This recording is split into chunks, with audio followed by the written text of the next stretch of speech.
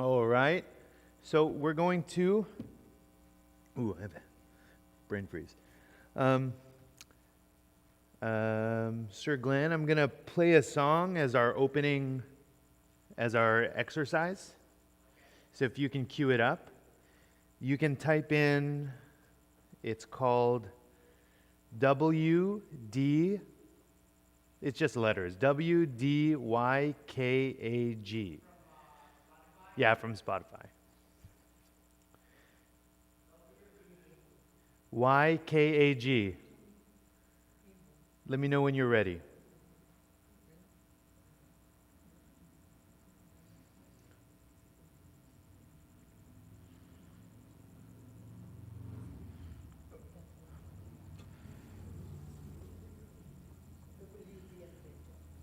Let's listen to it first. Don't look it up yet. Just that, WDYKAG. It's by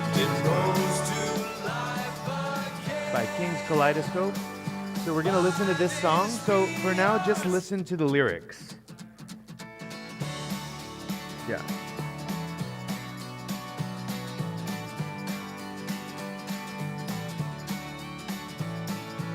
Oh, this is not it. This is the word, Yeah. the gospel truth in which we This one stand. is Ghost Ship. WDYKAG.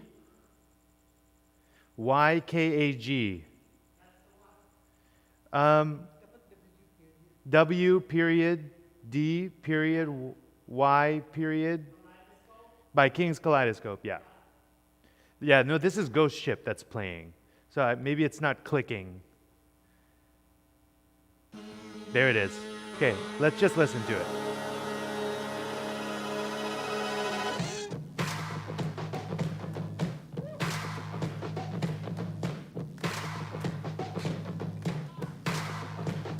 You've been hoodwinked, bamboozled, co-opted, run amok, soldier, white Jesus to prop their empire. You bought the binary, you rendered under Caesar, all cause your cathedrals needed more cedar. You sold noble labor, a seat at the table, all for the major goal to hold the scrolls in your favor. Share gospel with the slaves with precision of arrows, with a 632 time 9 holes with Pharaoh. All hail the God of comfort, convenience, and power. This land is ours, privilege and towers, not for the cowards. Pride of placement adjacent to sacred cow. You wanna fight what's righteous. Yeah. You won't hope for the hopeless. Your gospel says it all. You wanna hoard the future. Well, you're tripping in the moment. Your world is gonna fall. What do you know about grace? Burn Babylon. Y'all won't see nothing different unless you learn how to listen and see political prisons to come down. You work against our mission if only self is envisioned, and in the middle when enemy come round. Man, y'all ain't never on message. Man, y'all ain't pushing no blessing unless you want to see it all burn down. I don't know what you doing, but you don't know you're sure if you ain't trying to see justice roll down. Two plays on one stage, you're two-faced. 5 shades of fake, only one snake. Don't ever question your methods. You made the message a weapon. Out of our way, watch what you say. Bury your blade, carry your weight. Don't rest on crosses you're beyond. Don't trust the Jesus you lean on. You wanna fight what's righteous. Hey. You won't hope for the hopeless. Your gospel says it all. You wanna hoard the future. Well, you're tripping in the moment. Your world is gonna fall. Tell 'em. What do you know about grace? What do you know about grace? Burn Babylon down! Burn Babylon down! Burn it all down! Burn Babylon down!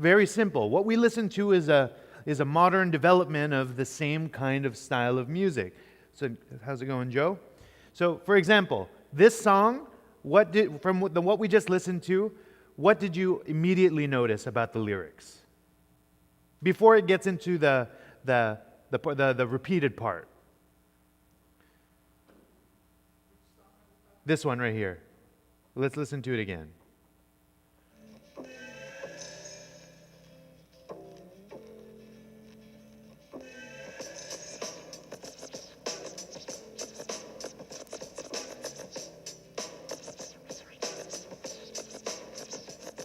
Can I kick it? Can I kick it? Can I kick it? Can I kick it? Can I kick it? Can I kick it? Can I kick it? Well, I'm gone. Okay. So the song is, it repeats something, right? So automatically, this is very familiar to us who have been studying poetry and narrative poetics, where we're looking at repeated words. This song is called Can I Kick It? Okay? This is what's repeated, right? But there's a call. There's a response to the call. What's the response? Yes, you can. Yeah, yes, you can. Okay, what does this mean? Permission to kick. Okay, but what does can I kick it mean? It can be anything. Can I keep my habit? Yeah, but what do you think they mean? Can I kick it? So Soccer, football? so kick it is slang. So if I tell Joe, he knows what this means. If I say, "Hey Joe, you want to kick it? What do you want to do?" What am I asking? You want to proceed? No, we want to hang out. So he's saying, "Can I kick it?" They say, "Yes, you can." Can I kick it? Yes, you can. Can I kick it? Yes, you can. Can I kick it? Yes, I can. Yes, you can. Can I hang out? Yes, you can. So can I kick it? Yes, you can. And then the very last repetition is, well, I'm gone then. Well, I'm gone. Okay? And then they say, go on then. So right here, this is already a pretty interesting repetition. Can I kick it? Yes, you can. If I ask you that one time, and you say, yes, I can, what should I understand? Yeah, you can. But then if I ask again, then what? No, I mean, it repeats a lot. If I ask you, can I kick it 12 times, and every time you say, yes, you can, and I ask a 13th time, what does it seem like? I don't believe it. Yeah. So, can I kick it? Yes, you can. Can I kick it? Yes, you can. Can I kick it? Yes, you can. Well, I'm gone then. So I don't want to hang. Well, then go. So that's the opening of the song. So when you look at that, what is this song going to be about based on the repetition and the one variation at the 13th? What do you know about the person asking, can I kick it? He's not sure. Maybe he doesn't believe the group, right? So there's all kinds of things you can surmise by the repetition and by the one change. Well, if I can kick it, then I'm gone. Why? If I'm allowed to, I don't want to be here, or I don't believe you, so I'm not going to be here, right? So we know that rap already begins with some very similar techniques, right? Repetition, variations of repetition. And then when it gets into the song, the lyrics, it's talking about different forms of hanging out. It's a very simple song, but it gets into maybe a little bit more of the mentality of the person who wants to hang out. Now when we get to our song right here, this song, what is this about?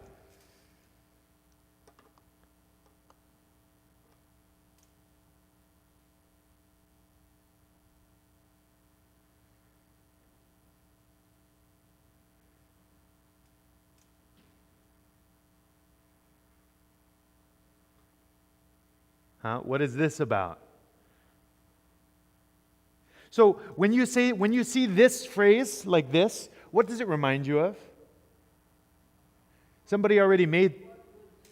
Yeah, it already reminds us of a similar phrase in Christian vernacular, which was popularized in what period of time?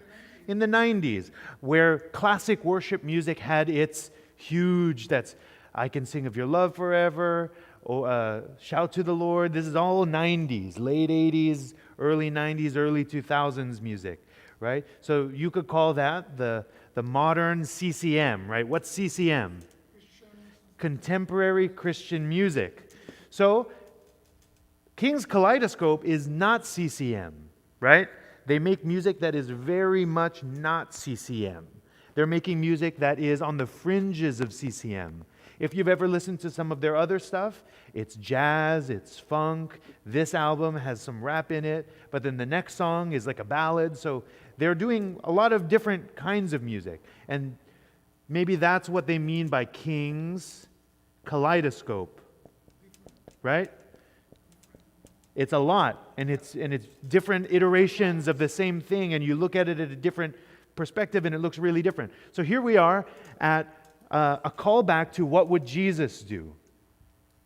And so this song is asking not what would Jesus do to your friend, but asking to their friend, what do you know about grace, right? So this song is quite it's a more focused delivery of their last album, and their last album was called Beauty in Between. And the Beauty Between it's a complete rap album. It was a very large what's it called? Departure from their earlier work. And people would say, why are you making different music now? Why are you making new music different from what you used to make? But what they don't know is that Chad, the singer, he actually started making rap music when he was younger. And then when he started going to church, that only then did he start making worship music, right? And so their earlier stuff after he started going to church was worship music, and then he revisited his past. And so here we are. This song is a question. What do you know about grace? So the person who's singing, there's two vocalists, or there's three vocalists. The first one, the one who's rapping, his name is Propaganda. He's from Eagle Rock, so he's from here. He's from California. And then we have Chad Gardner, right? He's the vocalist, the main vocalist. And then we have the crowd, right? The backing singers who are often echoing. And so we have a classic rap line. So let's listen to a little bit of it again.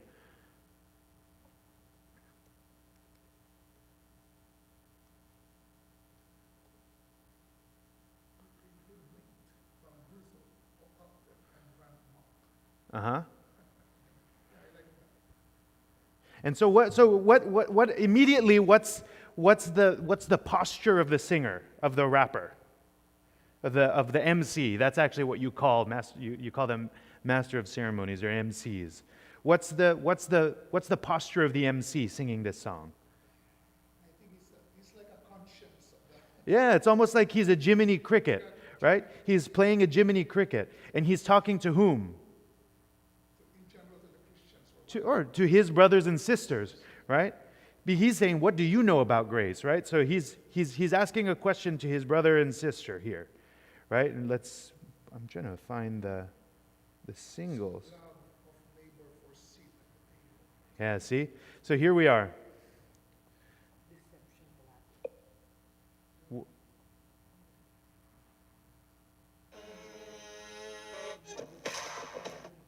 Okay, here.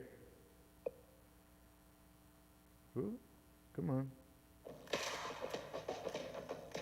Let's take the first line. You've been hoodwinked, bamboozled, co-opted, run amok, soldier, white Jesus to prop the empire up. Okay, that's the first. You can call that the first couplet. You've been hoodwinked, bamboozled, co-opted, run amok. That's the first line of the couplet, right? Then the second line of the couplet is, sold your white Jesus to prop the empire up. This is also a play on his name, Propaganda, right? So prop there could be a shortening of propaganda, or to prop, to hold it up on stilts. So hoodwinked, bamboozled, co-opted, run amok. So what's the first line getting at? There's a bit of a deception that's gone. What's a hoodwink? Yeah, but it's a playful thing, like you wouldn't have known. Yeah, like right. It's almost like a. Like saying something and then at the back. Yeah, exactly. Yeah, it's like a fingers crossed, right? So there's a little bit of a something that happened that and then what's a bamboozle? Oh boy. Bamboozle is really, what do you call it? It's, there's so much information that, the reaction is, you never know what hit you. It's a bamboozle. Yeah, so bamboozled has fool or cheat or confound or perplex. So a little bit of both, right? There's a little bit of sense of there's a shock and awe, and there's a little bit of a sense of you've been had, right? You've been had. You've been hoodwinked, you've been bamboozled, and then, so those are two similar words, being hoodwinked and bamboozled. This is different. Co-opted and run amok are the two that they're paired pairings, right? Co-opted and run amok. What's a co-opt?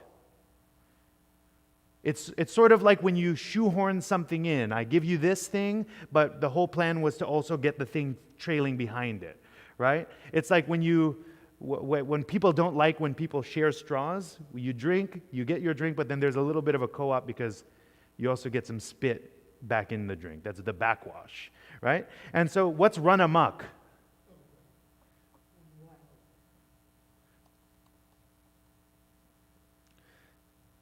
Okay, you've been disrupted. You've behaved uncontrollably, right? And so there's the thing. Part of being hoodwinked and bamboozled is the co-opt of being run amok, right? So that's the first line. It's an accusation. Yeah, but so is the line an accusation? No, it's not quite an accusation. It's stating that you have been had at some level, right? And so what is this thing? This next, I think he's showing it here. Sold there. Yeah. The reason why you were hoodwinked, you were moved without knowing, you sold your white Jesus to prop the empire up. Right, so what's that phrase right there? So right now we have some very charged language, but also it's very Christian, right? So there's... Okay, so here we are. So, sold your white Jesus. So there's a sense of sold. It'll be repeated later it'll be repeated in sold, love of neighbor, right? That's the pair. Sold your white Jesus to prop the empire up. What's the empire? The world, probably. Yeah, there's a sense of world. There's a sense of like an unjust system or just system. Right? So system, right? And so there's a phrase within Scripture that gets used quite a bit. Empire gets used, but also The world or Babylon world. and Egypt. So actually, he doesn't use, he says Egypt here, right? He doesn't say it right out, but he says Pharaoh, right? So if you read in Revelation, right? There's a Pharaoh in the prophecies of Revelation, right? There's a Pharaoh, right? And so right now we have two very biblical images: Babylon, Egypt, and empire, right? So who are these in Scripture? If you look at Paul, we know them as the powers, right?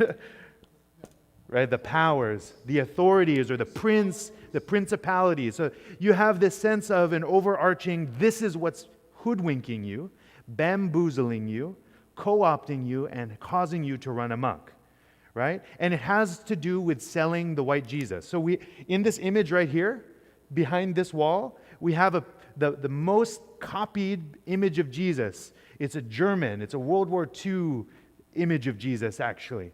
And he's white, he's German, right? And makes sense because of World War II. There's a very Lutheran, kind of Hitlerian image of Jesus. He's not saying all of that here, but he's definitely exciting the image. but whatever this empire is, sold you this in order to prop their empire up, right? You bought the binary and rendered unto Caesar, all because what? What does he say? So that's it, right? You've been hoodwinked, bamboozled, co-opted, and run amok. How? Sold you white Jesus to prop your empire, to prop their empire up. How? You bought the binary, right? So they sold it to you and you bought it. You rendered unto Caesar, all because your cathedrals needed more cedar. And so that's what? That's kings. That's the construction of Solomon's temple, right? How much cedar from Lebanon did they take? A lot of it, right? It says all your cathedrals Yeah. are already Yeah, already beautiful and ornate, but you need more cedar, right? So, and then, as a result, you've sold love of neighbor. So, right, so the empire sold you, right, this, but then now you sold your love of neighbor for a seat at the table. So probably what is, okay, probably again, right? Remember the Old Testament, you say that while you live in your palaces, Yes. your houses, you left the house of the Lord in disrepair, right? In this sense, he's saying that You built, you built this big cathedral, and now you are saying, that's it, right? yeah, Now you're building this cathedral, but there are people who, no, this is more important. yes, exactly. Like what he says, the Korban, Yeah, sure. So what is seat at the table? or power again. Or Power again, right? Exactly. So seat at the table. But then there's also a shadow side of seat at the table. This is an image all throughout King's, this album of King's Kaleidoscope. So for people in the world, government, seat at table is power, right? Do you have something, Joe?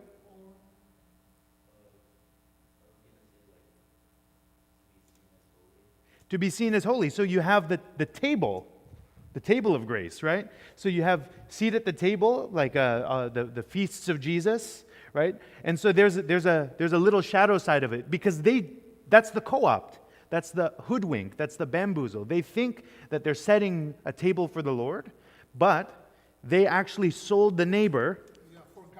They sold the neighbor so that they can sit at the table of grace. Right? And then all for the major goal to hold the scrolls in your favor. Right? Right? So that's a co-opting of the Tanakh. Right? Or in the Old Testament, the scrolls were open and your name was there. there, your name was there, exactly. So there's on the one hand, the co-opt has caused you to neglect neighbor. In fact, not only neglect neighbor, but to sell neighbor so that you can have a seat at the table, right? Building the cathedrals. And all for the major goal to hold the scrolls in your favor. It's another power move, right? Right? And so then what is this? Share gospel with the slaves with precision of arrows. What's that? What's that next couplet? Share gospel with the slaves with precision of arrows.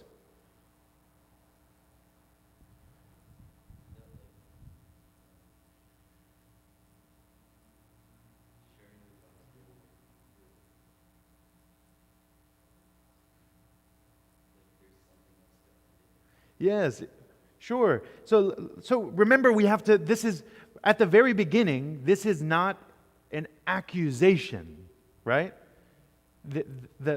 It sounds like the speaker is confused. The speaker is confused. You have been hoodwinked, bamboozled. Even you don't know this at this time. This is like the prophet Nathan speaking to David, right? At this point, David has no clue what he's done, right? You've been hoodwinked, bamboozled, co-opted, and run amok, right? So this line right here is actually coming from the early 90s televangelists, right? because that's what was happening. Televangelists were doing on the TBN network, lots of selling healing and things like that. Televangelists bamboozling Christians out of money to enrich themselves. A lot of that was going on, right? And so Prop is stating that that's still happening. We thought we graduated from the 90s. We're still here, right? And it's pastors are building up empires, radio contracts, multimillionaire pastors like Hillsong, like giant churches in the Orange County, right? Multi-million-dollar buildings and campuses, right? That's the question that this person is asking. They're literally selling Jesus to make a large bottom line. If you're familiar with Hillsong, they have a TV network, right? Hillsong Network, right? And so also, this is, if you don't know, the first line, "You've been hoodwinked, bamboozled, co-opted, and run amok," is actually a complete verbatim quote from Malcolm X, right? So this is a very pointed word, right? "Bought the binary, rendered unto Caesar." And so what's rendered unto Caesar? It's a quote from Matthew. Yeah. And even about and even all about God, you render to Caesar. Yeah. So that's what happens when the Pharisees want to catch Jesus in a trap, right? They want to catch Jesus in a trap, and so they say, so should we not pay our taxes to Caesar? And then they said to him, therefore give unto Caesar the things of Caesar, to God the things of God. And when they heard this, they were astonished, and then they went away. The context for this passage lies in the conflict between the Jews of Jesus' day and their Roman captors, right? And so by referencing this passage in this way, the MC is accusing his unnamed victim of taking the easy way out, right? Of choosing the two binary. So the whole idea is bought the binary. What's the binary in this in the passage of Matthew 22? Rendering unto God and rendering unto Caesar, right? So rendering unto Caesar is the easy way out. That's what Jesus is saying. It's easy for you to render the taxes. Just do that. But the more difficult part is rendering unto God that which is God. And if there's an image of Caesar on the coin, on the denarii, what's on the image of the man? This is Jesus' point. What's the image of the man that makes it belong to God's? Makes it belong to God. It's God's image, right? Imago Dei, right? Because the image on the coin is Caesar. So give that to Caesar. The image on the man is God. So give that to God, right? And so this is what he means by buying the binary, right? Binary. Putting the world has two options before us, and instead of the third Christian way of rendering unto God that which is God's, they rendered unto Caesar, right? And why? Because the cathedrals needed more cedar, right? Sold love of neighbor for a seat at the table, right? Selling out is the whole idea. But then this line right here, share gospel with the slaves with precision of arrows. This is actually a really dense line. So the first line, God called Moses to free his people, right? The first rendering of the good news, right? The first redemption story is the buying of the slaves, or the freeing of the slaves from Egypt, right? Share gospel with slaves, right? To free them from the Egyptian empire. There's empire again. But then with what? A 6:30 tea time, 9 holes with Pharaoh, right? And so there's this sense of a co-opt again. It's a both and. It's a rendering unto Caesar, right? Share gospel with slaves with the precision of arrows, with a 6:30 tea time, 9 holes with Pharaoh. You still got to make tea time with empire, right? And then all hail the God of comfort, convenience, and power, right? This land is ours, privilege in towers, not for the cowards. Product placement adjacent to sacred cows. So there's this whole idea that the branding of church has often been co-opted to be product placement and selling Christian versions of certain things. And he's calling it a sacred cow. What's a sacred cow? What's the reference for the sacred cow? Yeah,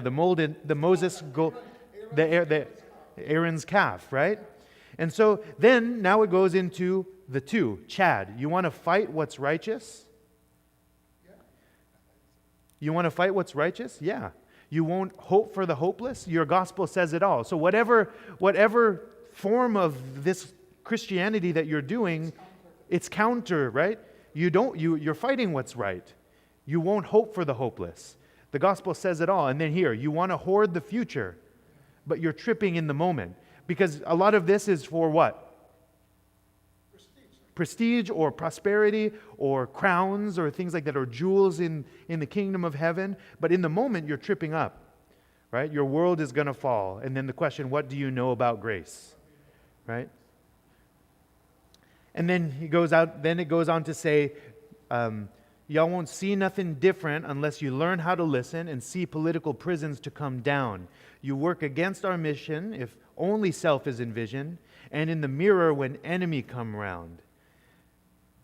Y'all ain't never want message. You're not pushing any blessing unless you want to see it all burned down. What is he talking about?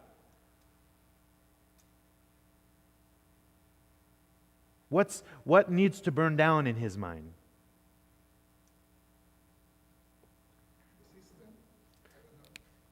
Babylon. Yeah, right. Burn Babylon. Yeah, it's Babylon that needs to burn, right? And when he talks about Babylon, what is he talking about? He's not talking about the ancient kingdom of Babylon. He's actually doing what many of the ancient prophets had done, especially when it comes down to Revelation. This is a Revelation image, right? Because there's the image of Babylon, the dragon, Egypt, and Pharaoh, all conflated in the 10-horned beast of Daniel to be what? Confronted by the Son of Man, right? And it needs to be dealt with. And by the end of Revelation, where does it go? Where does this beast go? In the pit, in the lake of fire, right? It gets tossed in to be burned, which is an image that the prophets use all the time, right? The chaff must be burnt away, things like that, right? And so here, what is Babylon in propaganda's mind and in Chad's mind? Oh yeah, go ahead, Joe.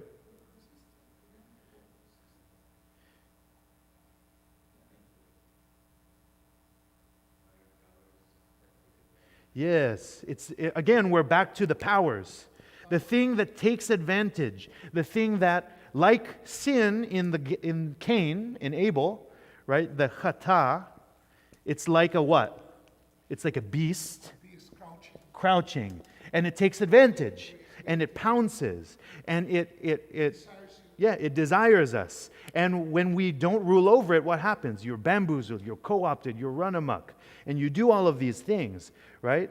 Unless you can learn to see it and rule over it and then burn Babylon down, then I don't know what you're doing, right? But you don't know Yeshua, right? If you're not trying to see that justice roll down. And then this is where Chad Gardner goes into the bridge. 2 plays on one stage, you're two-faced. So he's now not delivering couplets, he's delivering singlets, right? 2 plays on one stage, you're two-faced. What's 2 plays on one stage? There should only be one play. Yeah, exactly. I think that would be chaotic. So some of Shakespeare's plays are two plays on one stage. They're 2 separate narratives being played by one person. That's why they call them two-faced, because when you play like this, and then the character talks to itself, right? 5 shades of fake, but only one snake, right? They're all snake. It leads to one. Yeah, it's all one snake, right? Don't ever question your methods. You made the message a weapon, right? And so this is, what do we think we're talking about here? Don't ever question your methods. You made the message a weapon.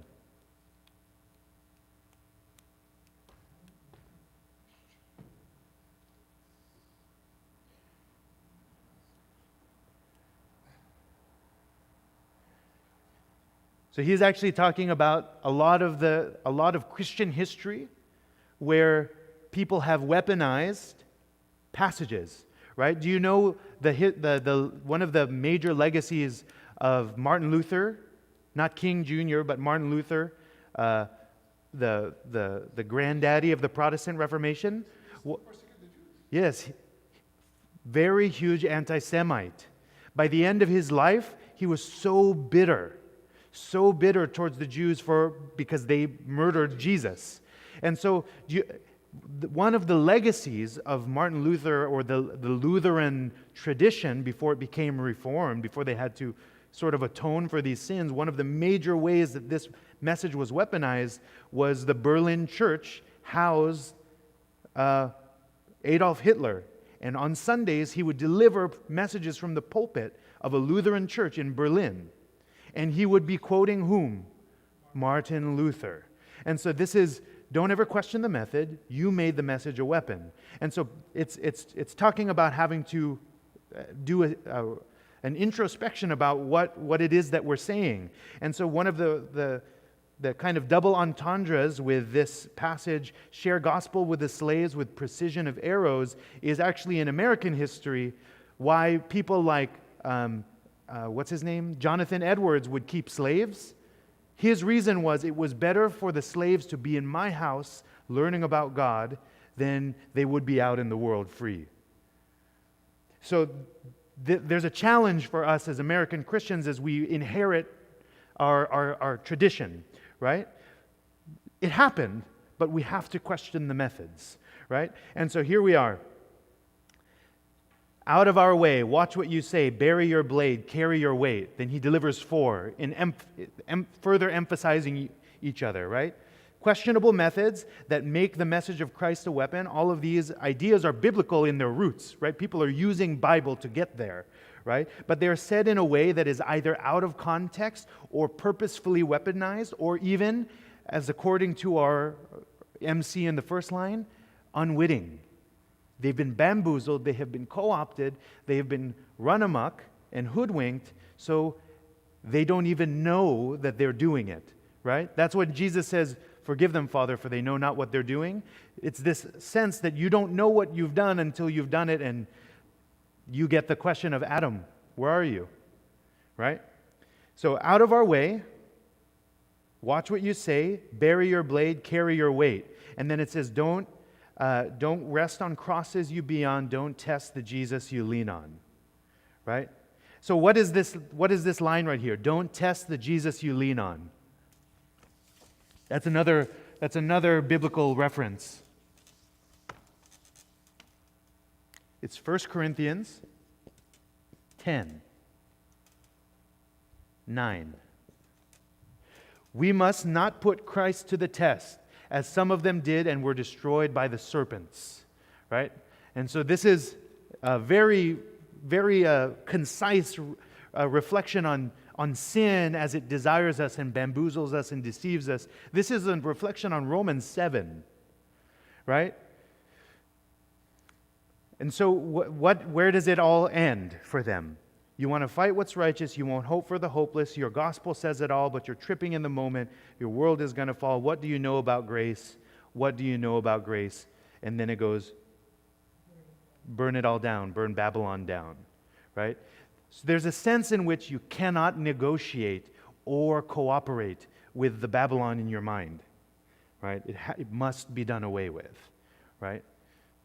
And so this is ultimately a reflection on where we are as 21st century Christians trying to navigate a whole history of Christianity without questioning what traditions we lean on and what traditions need to be honed, and where we need to rediscover Jesus, and where we need to ask for what Paul will say, the revelation once more, right? So King's Kaleidoscope, really interesting creators of Christian art in the 21st century. They're making really interesting stuff, so you should check them out. But this brings us to, once again, our reflection on the repetition of Tov, right? The repetition of Tov where? In the definition of good. Yeah. In the Genesis. Right? Genesis 1. So where we left off was where Cain had just spoken with God after he murdered his brother. It's funny, I'm watching a show on Netflix right now called Sandman. And Sandman works with a lot of characters, and two characters in Sandman are Cain and Abel. And what you see in Cain and Abel is they're already in the land of the dreaming, which is sort of like heaven, but not quite. And it's Cain and Abel. They're still brothers, but Cain perpetually is killing his brother in a rage. And Abel just is being so kind to his brother. Like, he doesn't mean it. He's really trying hard not to, but it's funny that I'm watching that. So here we are. So Cain and Abel. So Abel is dead. Hevel is dead now. And Cain had killed his brother. And God says to Cain what? You will work the ground and it won't give its strength to you. Right? And so what does that remind us of? What's the illusion of that thing? When God says to Cain, you will work the ground and it won't give its strength to you. What's that an echo of? Adam and Eve. It's the curse, or the consequence that's given to Adam and Eve to work the ground. So Adam and Eve have to work the ground as a consequence in order to bear fruit. But then what happens to Cain? You will now work the ground and it won't give its strength to you. Notice that this is not a curse, right? This is simply, now look what happened. And why will it not give its strength to you? What's the... You'll be tired, but there, in the text, there's a reason why the ground won't yield to Cain. For 11. What's the reason?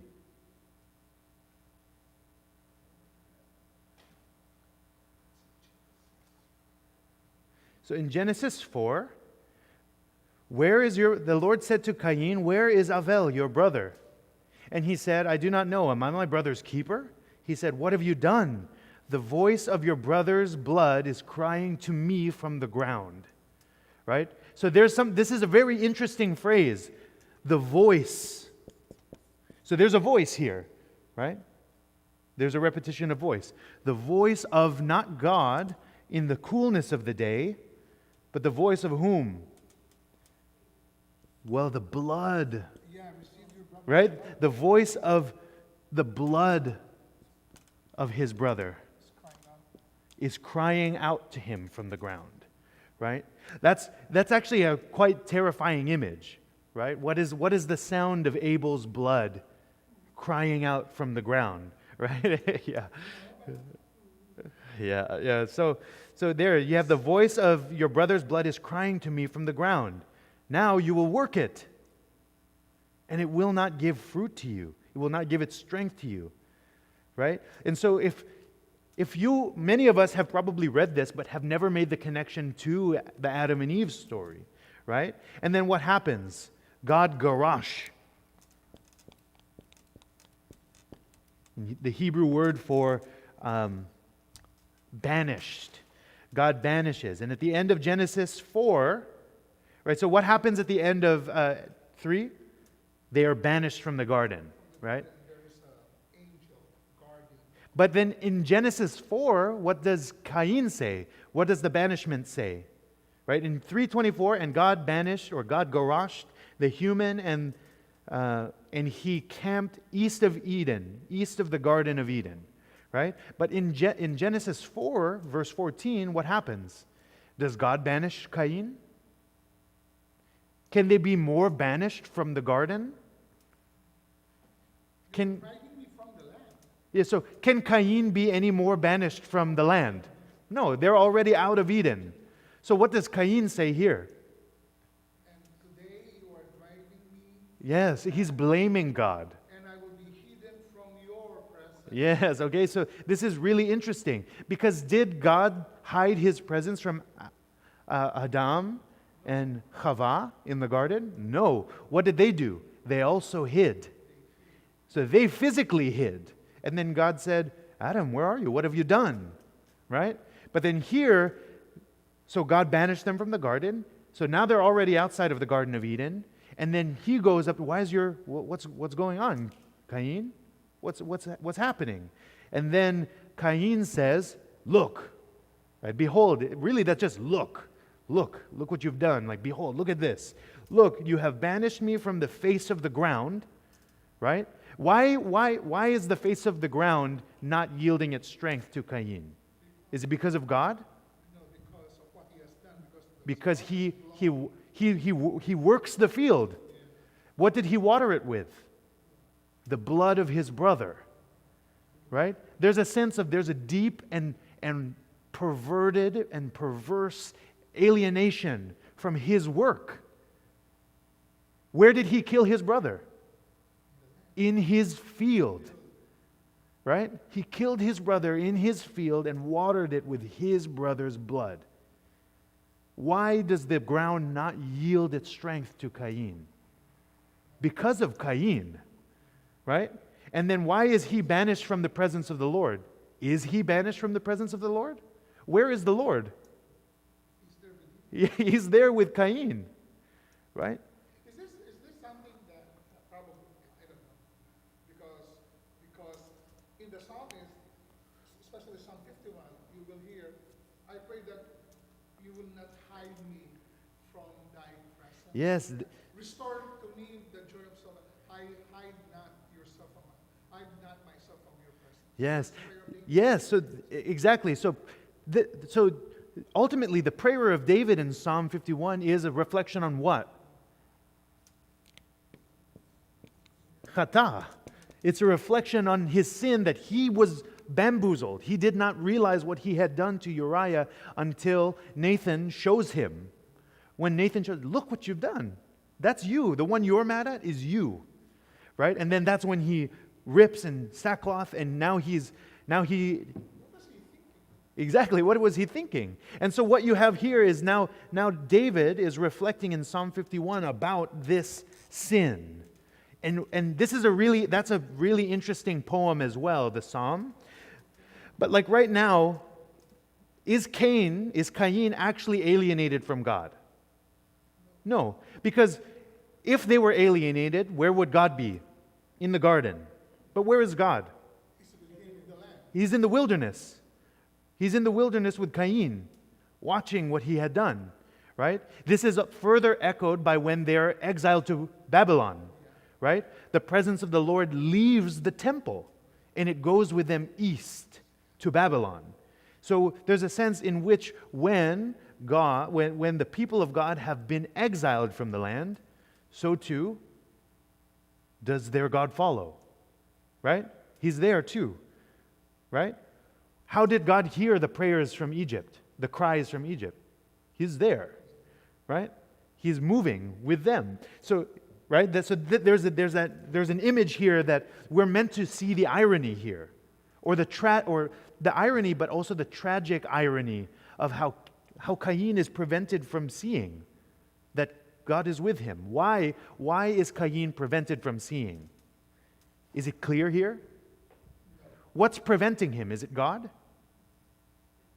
It's his guilt. What's preventing him Yeah. is he did not subdue sin. He did not subdue sin. So exactly. So there's a sense in which it's almost like scales have formed over the eyes of Cain. Right? And so yeah, exactly. So he is completely run amok at this point, right? He cannot see what he's done, right? Where's your brother? Well, am I my brother's keeper? You've just killed him, and that's how you answer? Am I supposed to be watching him or something? As if he doesn't know what he's done, right? So there's a sense in which Cain is not well here, and God is leveling with him. What have you done?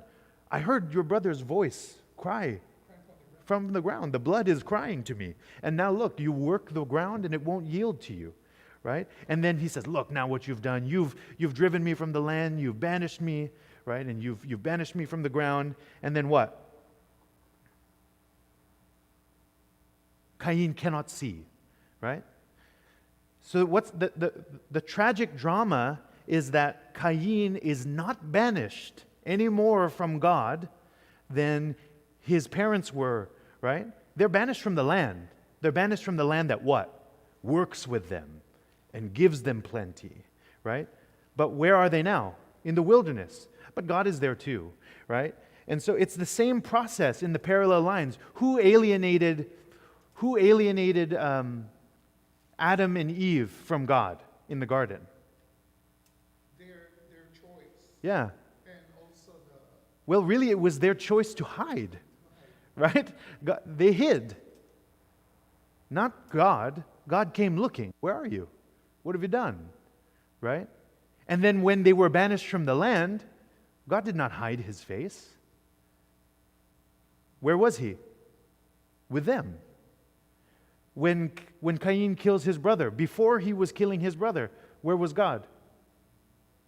Why has your face fallen? He saw. He's with them. And then when Cain kills his brother, where's God? He is with Cain. Right? But what does Cain not see? It's almost like the pride of sin is too great for God to be close or to be near. And so there's also a tragic irony in the Psalm 51. I pray that you won't hide your face from me. But did God hide his face? No. But did David hide from God? For a long time, until Nathan showed him, right? And so now all of a sudden, the woman was a contrast to God in the seeing of good and evil, right? So God sees in Genesis 3, but in Genesis 1 and 2, God sees, but in Genesis 3, the woman sees good and evil, right? But now Cain is a contrast to the man and the woman in their failure of the fall. It's as if we watch two characters named human and life be folded together in the character of Cain, right? And it's as if human life, Adam and Chava, set a template for how we relate to sin, right? Binary, rendering unto Caesar or rendering unto God, right? It's the choice that we have, right? And their failure ultimately was to see good and evil in their own eyes, and in doing so redefining the terms of human flourishing, right? In a very real sense, what Cain has done is the opposite of human flourishing. He's snuffed out life, right? And the tragedy is that God doesn't hide from that, but the person then cannot see that God has not hidden. Right?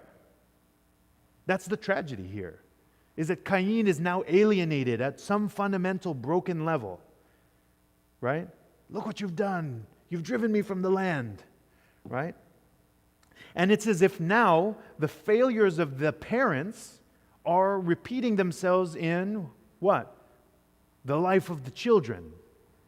Right? And now in the next generation, we see a more concrete realization of the consequences of Adam and Chava's failure. Their failure to rule the beast. Right? Similar vocabulary, but not identical, right? And that's a development of the story of Chata, right? The story of sin. In this case, it's not about, right? In the first case, what does the serpent say to Chava? He just doesn't want you to be like him, right? He doesn't just want you to be like us. So there's a tale of jealousy once again, and anger, but here it's sibling rivalry, right? Is sibling rivalry going to be a thing repeated in the book of Genesis? Quite. Yeah, quite. So it begins, that's another template. Cain and Havel. Yeah, it becomes a template for the tragedy of how people will relate, both husband and wife in Adam and Chava, and brother to brother in Cain and Havel. And then what's the next story? Isaac and Noah first. What? But Isaac and Jacob. Yeah, and so on a Isaac and Ishmael. yeah, and becomes on a larger scale across cities and across nations. Do they what? Be fruitful and multiply what? Ra. Animosity towards each other. Yeah, but so yeah, they amplify not human flourishing. That's precisely the thing that they don't. So what's the next line? So here we have Genesis, right? So what happens is Cain, they go out and they give birth. And then the next story, right? Cain goes from the presence of the Lord. See, so Cain went out from the presence of the Lord. Cain was the one who left. Cain goes further east in the land of Nod, right? Because up until this point, his family is settled at the gate, at the door. But they're even further, now in the land of Nod, east of Eden. And then Cain knew his wife, and she conceived and gave birth to Enoch. And he built a city and called the name of the city Enoch after the name of his son. And then a little bit of a family tree. And then you get Lamech, right? So Lamech is a perversion. What's Lamech? If you put the consonants of Lamech? LMK, right? Because Hebrew is consonantal, right? So Lamech, right? So you get that, Lamech, right? Or, sorry, this is CH. CH is one syllable. So when you see Lamech, if you're Hebrew, if you're an ancient Israelite, what you see is a perversion of Melech. Or MLK, or CH. And what's Melech? King, right? And so you have a perversion of a king. And so then you get a little poem from this Lamech. Lamech said to his wives, Adah and Zillah, listen to my voice. There's a repetition of the word voice. Whose voice should we be listening to? God, but also the voice of the innocent, like Avel, right? But the voice of God. Your wives. Okay, already there's something tragic here. Of Lamech, this perverted king. Give heed to my speech. He's giving almost like a royal decree. Right? Give heed to my speech, for I have killed a man for wounding me, and a boy for striking me. If Cain or Cain is avenged sevenfold, then Lamech is avenged 77-fold. Right? So this is a tragic escalation of the story of Cain, right? If Cain will be avenged sevenfold, by whom? God. Then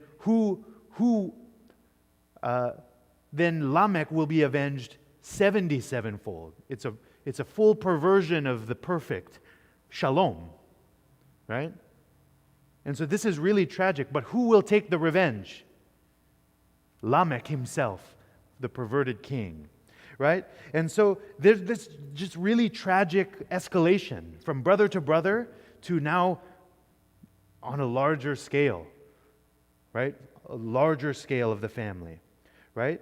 Sibling rivalry will be one of the main things in Genesis, right? One of the main issues in Genesis. If it's not a brother to a brother, then it's two sisters competing over who has favorite children, right? And yeah.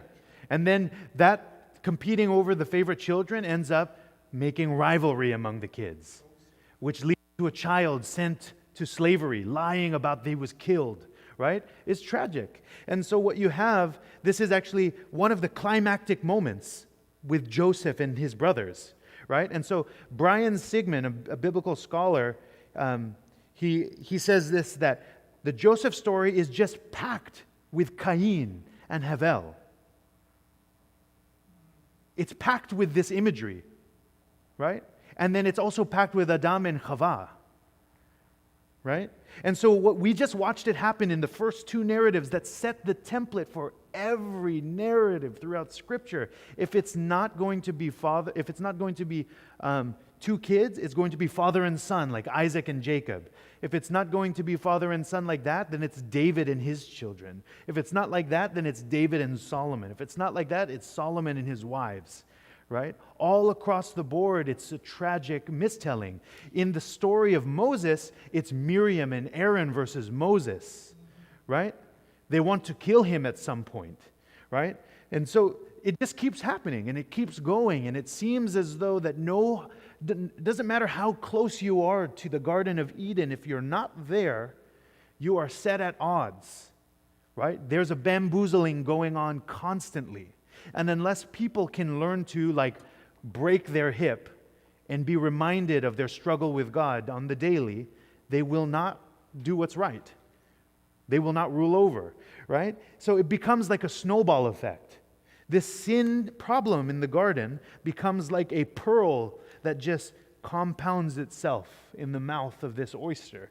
And so every narrative is going to fold into the next narrative about this family trouble, right? Then those will become like a reservoir of vocabulary and images for the next one. And it gets larger. It's carving out a canyon, right? Of all of these sediments of different words and vocabs and imagery, right? Because by the time you get to Paul, he's absolutely capable of talking about Esau in one breath, then Abel in another, and then talking about Pharaoh in the next, and then talking about sin, just like in the Garden of Eden. And he's riding the highways, right? He's exciting every image, and all he has to do is say one or two words. He doesn't need to quote it, right? That's how ingrained it is into the story. And so then when you get to Paul, you realize that all of these stories are working together as a vocabulary, funding the rest of the stories. And I'm telling you, once you begin to see the little crumb pieces, then you can begin to see how they're weaving it together, right? It becomes a detective novel, finding the little clues of what's important for the next story and what is important for the next story and what was important in that last story that the editors put in the first story, right? The little reminders that Ur is actually or the Chaldeans is actually where the family of Abraham begins. They settled where Cain settled, right? They settled where Cain settled. Out of that nation comes the family again, right? These are clues about the return from exile, starting from one chosen who will then become the template for how it changes. And so once you begin to put these together, you begin to crack the code of Tanakh, right? And then it becomes really exciting. So this is where we'll springboard for the rest of the sessions is session 26. We'll just barely begin it, and then we'll close. But any questions before we leave? Before we move on? The payoff becomes huge once you can at least lay the foundation for Genesis. I think the writer of Psalm 139 understood God's presence. Yes. Because in that sequence of Psalm 139 saying about I was fearfully wonderful to me, if I go into the depth, You're there. Exactly. there. Yes, exactly. I understood it. I think David wrote that. I think it's less about omnipresence, actually, and more about the movement of God to stay with it. It's covenant love, right? So he's, where you go, I go. It's Ruth, right? And so the covenant love of God is exemplified in a Moabite woman, right? Where you go, I go. And then that's the logic of God's love. Not that it's everywhere all at once, but it's exactly where you are, right? And regardless of how far or how difficult you are to work with. And so there's a profundity in that. And so here we'll just barely briefly touch the next session, which leads us into the final three. Okay, so we talked about the repeated word good for a few sessions now, right? What have we learned about how the author uses good?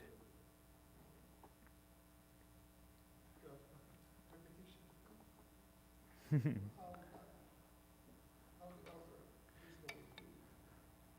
you say God is good, well, we like that. Now I understand that. I think we are shortchanging when we say God is good. Because God is good, although it's personal.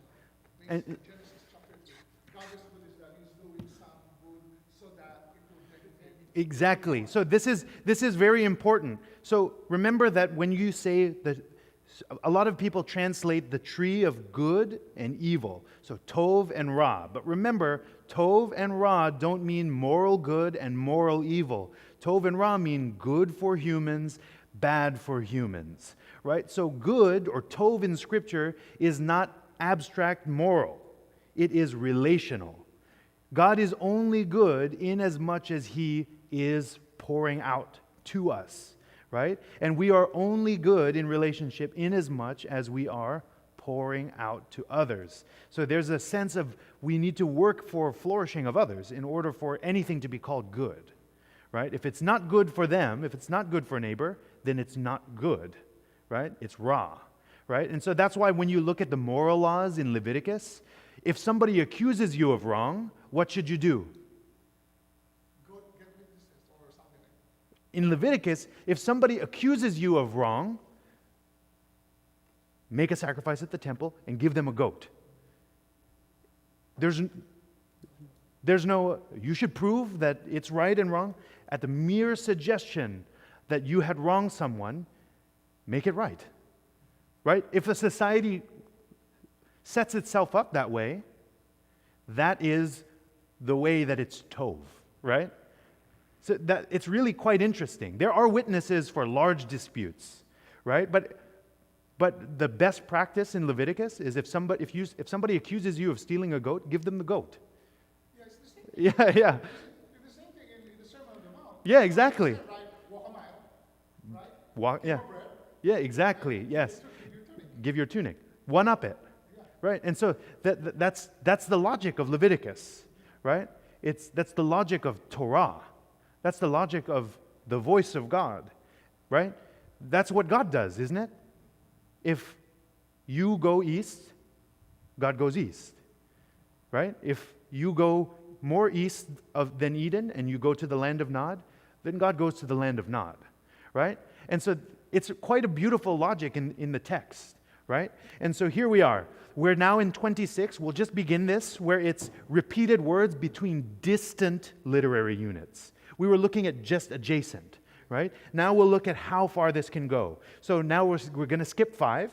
We're going to skip the latter half of 4, and we're going to go to 6, the next big literary unit, the introduction to the flood narrative, right? So now it came about when Adam, humanity, began to multiply on the face of the land. These are all important Genesis 1 and 2 vocab, right? Multiply, right? Be fruitful and multiply, the blessing, right? Finally, some good news, right? We're fruitful and multiply, right? That's good, right? It's good according to Genesis 1 and 2. It's what the humans were supposed to do, right? In Genesis 5, what's Genesis 5? They're multiplying, and then he died, and then he died, and then he died. In Genesis 5, it's just a whole chapter of people living and dying, right? Right? The Genesis 1 thing, however, is being fruitful and multiplying, right? And so this is supposed to remind us, maybe the humans are actually being fruitful and multiplying and finally ruling the world. Maybe we can salvage this thing. And then when the humans multiply, daughters were born to them. And then it came about that the sons of Elohim saw that the daughters were tov. And they took those women for themselves, any that they chose. Is that good? It's also very weird. The sons of Elohim? Who are the sons of Elohim? Right, the sons of Elohim. The sons of Elohim saw that the daughters of the humans were tov. So the daughters of the humans are in the place of the fruit. Right? That's tov to these people, to these sons of God. And then, what did they do? They do what Eve did. They saw that it was good and they took. Right? That's what... so this is also very interesting. The word for killing in Hebrew is nefesh taker. The one who takes the throat. Right? Because if you take the throat, they die, right? If you take somebody's throat, they cannot live. So that's what a killer is, or a slayer is. They take the throat, right? And so that's what Cain did to his brother. He took his life, right? And so they took those women for themselves, any that they chose. And this is a pretty crazy story that they just throw in at Genesis 6, right?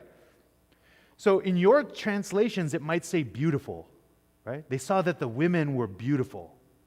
But that word is tov, right? The word is tov, which should preserve what? The repetition, right? Genesis 6 in verse 2. Yeah, beautiful. But that word, you should put it in your margins that it's tov, because that's the repetition. They're actually setting the next literary unit as this is a furthering of the story of the silhouette of Chata, right? It furthers the story of Chata because they use the same template for Cain and Abel and Adam and Eve. And so right? So it's good that they translated that way. It's not like beautiful things are good, right?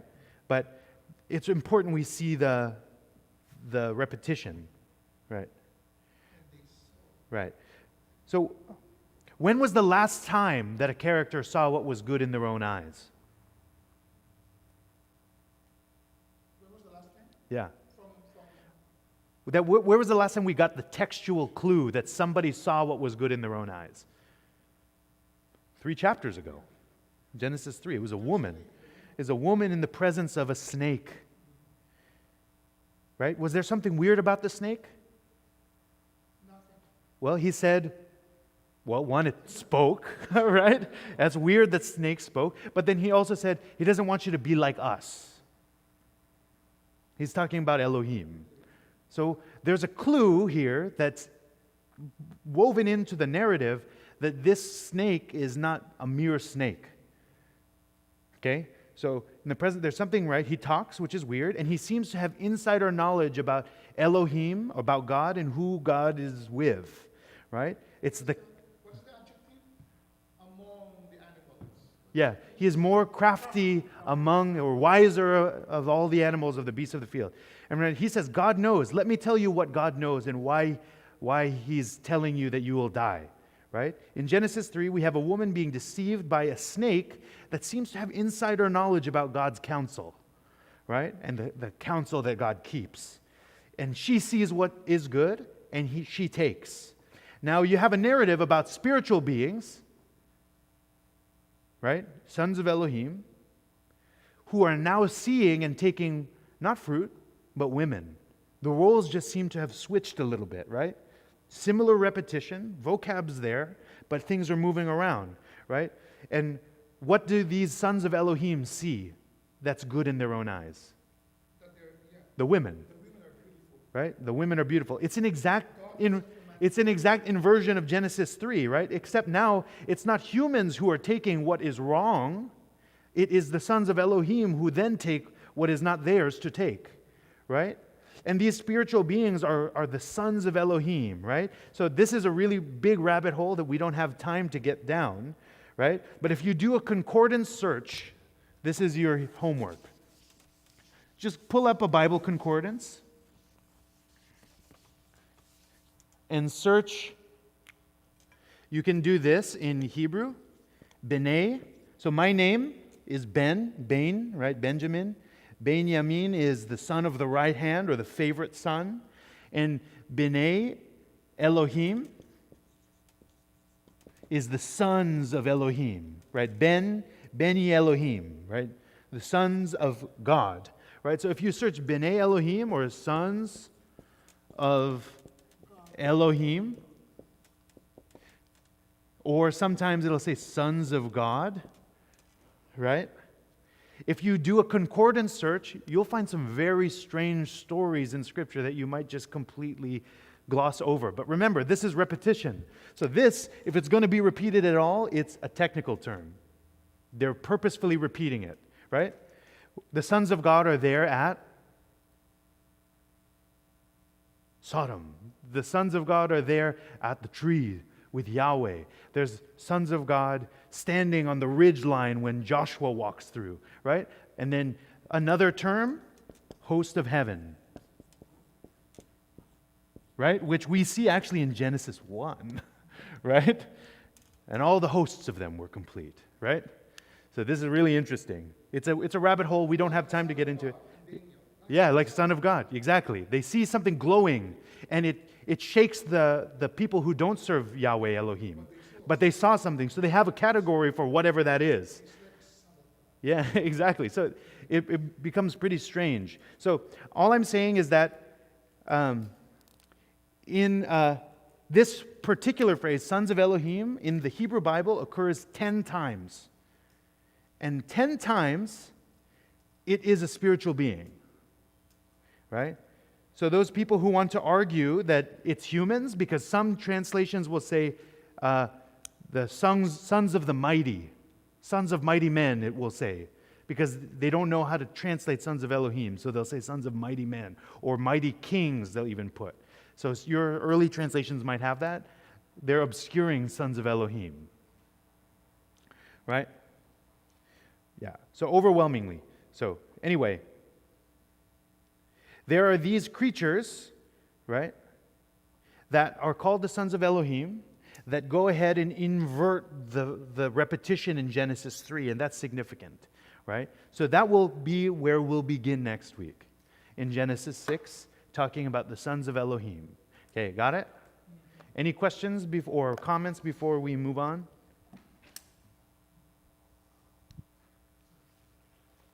So this is a really important image in Scripture, right? Because the sons of Elohim, are they negative creatures? It's hard to say at this point. We've only met 2 of them, right? And both of them so far are not good, right? If the serpent is a son of Elohim, he was not good there. If the creatures in Genesis 6 are sons of Elohim, they're not good either, right? But then there's passages in the New Testament and there's passages in Deuteronomy that talk about we can then be, or there's that prophecy in Daniel, right? Where it talks about, and then the sons of Elohim are seated around him worshiping. Those are good, right? So we have a complex picture, right? That has to be carefully understood about how the biblical authors are using this category, sons of Elohim, right? It's a very important one.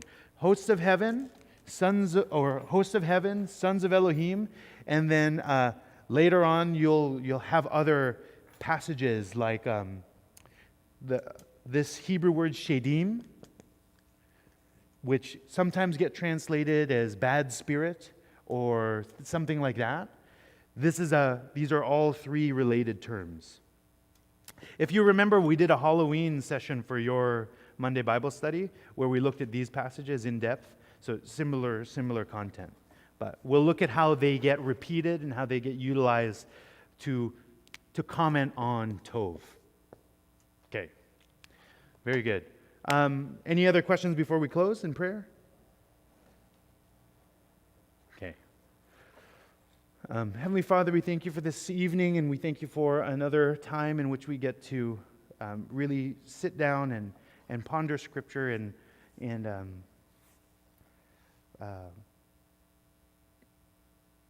really examine from another light and to sort of turn over rocks in the text and look at what's under there, Lord, and see if we can find deeper insight into what it means to be truly human and what it means to listen to the voice of God, so that we can really listen to you on what is Tov and what is not Tov. In this way, find true wisdom. In your name we pray, amen.